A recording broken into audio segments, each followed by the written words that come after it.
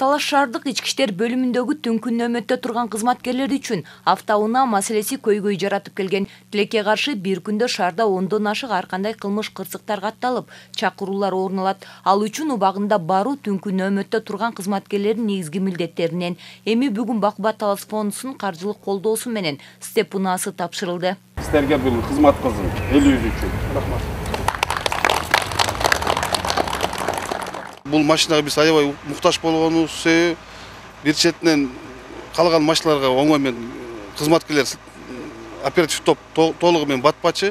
Азыр мына машина келгенден баштап, бүгүндөн баштап линия кое беребиз.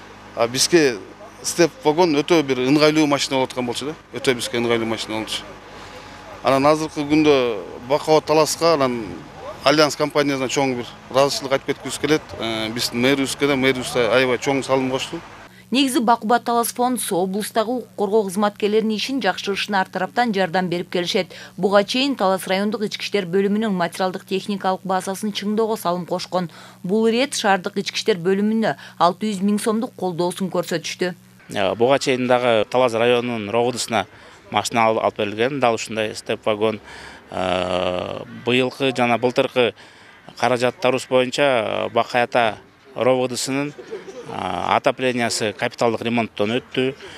Жана ошондой эле Бекмолдо айыл өкмөтүнүн милициялык участкасы курулуп тапшырылды Талас областынын УВДсына. Андан тышкары Кара Бура районунун жана Манас районундагы ички иштер бөлүмдөрүнө ар кандай жардамдар көрсөтүлүп, ремонт иштери көрсөтүлүп турат.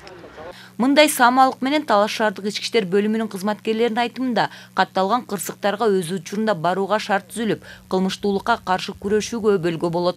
Бигайма Сымбаева, Кайнар Ормонов, Зина Акматова, Талаш шаары.